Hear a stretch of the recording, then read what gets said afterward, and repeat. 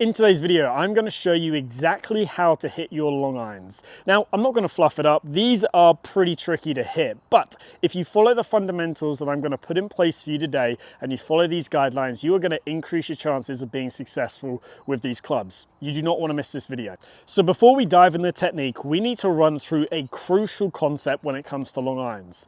That concept is angle of attack. Now, what is angle of attack? Angle of attack is how is that club head traveling as it hits the ball? Is it on a descending blow? Is it on a level blow? Or is it on an ascending blow? Is it traveling down, level, or upwards as it hits the ball?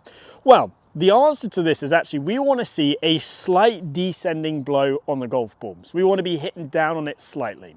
Now, if you use a launch monitor or anything like that, like a TrackMan, a GC Quads, we would be seeing this angle of attack roughly be about 1 degree to 3 degrees on the way down. Somewhere in that range is going to be sort of our Goldilocks range, our best range to be in.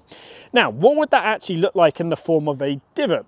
Well, we would see, depending on the ground conditions, so whether it's wet or firm, we would see if it's firm, maybe a light bruising just past the golf ball of the ground, or we would potentially see a little bit of a divot be made. The one thing that we don't want to be seeing is just you completely picking it off the ground. We do want to have a slight descending blow on the ball so we can get that good contact on the face. But at the same time, I don't want you to be taking massive divots with a long iron. This is going to ensure that we are in the best possible place to compress the ball, but also to launch the ball at a good height. So now that we understand the concept that we are trying to have a slight descending blow on this ball with a long iron, let's now run through the perfect setup position. So the first thing that I want to talk about is stance width. Stance width is crucial for providing great stability, but also putting us in a position to where we can be mobile, shift our weight, rotate, all of these different things. So a great guide for you is to have the edges of your shoulders line up with the center of your ankles. That's going to put you in a great position to where you can be successful, have a great amount of mobility, but also be stable. So once you've done that, then we want to be seeing a subtle amount of spine tilt away from the target, anywhere from 1 degree to 3 degrees, 4 degrees, somewhere like that, just a subtle amount. What I don't want to be seeing is, number one, an excessive amount of tilt, because now that's going to cause me to actually hit up on the ball. Again, that's going to compromise angle of attack. And I also don't want to be seeing players lean towards the target. That's going to cause us to hit down on it too much, again, compromising angle of attack. Just a subtle amount of spine tilt away from the target is going to be great. Now, another way of looking at it is the reason why we have that spine tilt, it is because our trail hand is lower on the club. Naturally, that is going to pull my side down slightly this way, give us that subtle amount of shaft lean.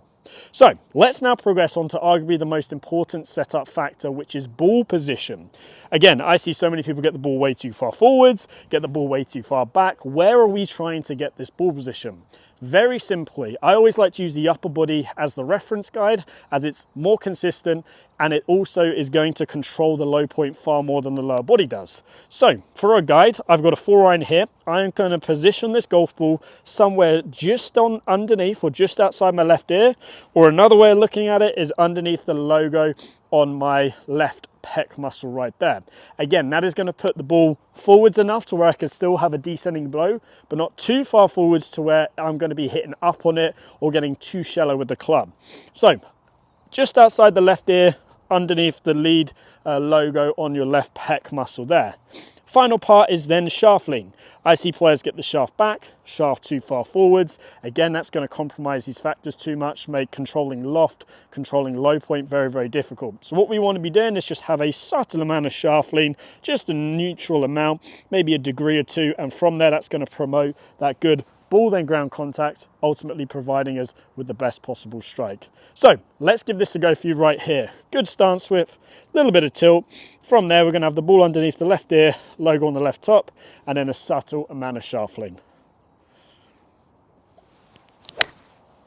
So next we are going to run through 2 simple swing thoughts that are going to massively help you with your long irons. Now, the first one is a very generic one. It is tempo. Tempo is the glue that holds our golf swing together. If we get our tempo wrong, you could be perfectly on plane, you can have a great weight transfer. It is going to be very difficult to time up your swing. So tempo is going to allow us to maintain good balance, get a centered strike. It's going to allow us to ultimately hit this long iron better. So my favorite tempo drill is to do one arm only swings. I love just getting players just to swing with their left arm only and just feeling that rhythm. Everyone's rhythm is slightly different. You have players that have quicker rhythms, you have players that have slower rhythms, and I always find just doing one arm only swings just allows you just to find your rhythm. You can feel your weight shifting between your feet, and you can really just feel the club swinging around your body or whatever your natural rhythm is. Once you've done that a couple times with your lead hand, do it with your trail hand. Again, feel that same motion. You're trying to feel that natural rhythm. As soon as you've done that, place two hands on the club. Again, try and repeat that same feeling of that good rhythm. Now, another way you could help your tempo is by doing a count in your head. So as you're doing this and you're finding your internal rhythm, you can do a count, say 1 as you take it back, 2 as you get to the top, and then 3 as you get to contact. And again, you can say it in your head, 1, 2, 3, something like that. Again, is something you can take to the golf course. It's a great little swing thought you can do in your head, and it's going to allow you to get into good rhythm. So that would look something like this. 1, 2, 3. And you can see as I do that, it just helps me stay in that good, smooth rhythm. Let me give it a go for you. I'll try and verbalize it out loud. Wouldn't do that on a golf course, otherwise it might make you look a little bit crazy, but just say it 1, 2, 3 in your head. Let me give it a go for you right here. 1, 2, 3. So the final swing thought that I'm going to give you is going to help you get a little bit extra juice out of your long irons, get them launching that little bit higher so you can land them softer on the green. This swing thought is to squeeze your glute muscles on the way through. Now, why is this such a good swing thought? Well, first of all, when you start to squeeze your glute muscles, especially in your downswing into your follow through position, what that is going to do is going to engage your lower body. One of the biggest issues that I see is players get to the top of the backswing, and again, this is very much linked to tempo, but they get very snatchy, they just spin out, and you can see in this position, I haven't engaged my lower body. This is going to make you extremely inefficient in your strikes. It's going to compromise your low point, compromise path, all of these different things. So if we can feel like from the top, you squeeze your cheeks, that is going to help you engage your lower body. Now, as a result of your lower body being engaged, what you will find is that number one, it's easier to shift your weight back to your lead side. Again, this is going to help you move your low point past the golf ball.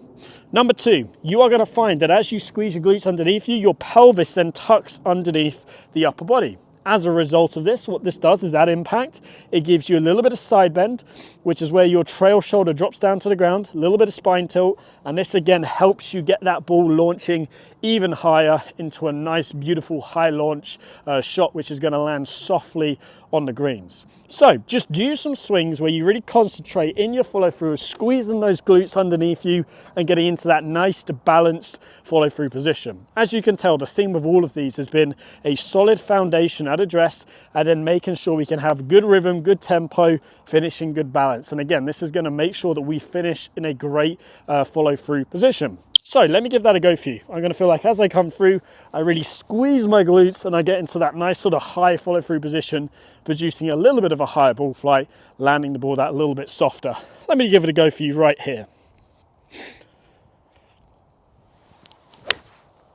Just like so, that definitely popped off a good couple of degrees higher. It's definitely going to land a lot softer, and ultimately that's probably one of the best shots I've hit all day. So hopefully you've enjoyed today's video. If you have, please give it a like and subscribe, and I hope to see you back here soon.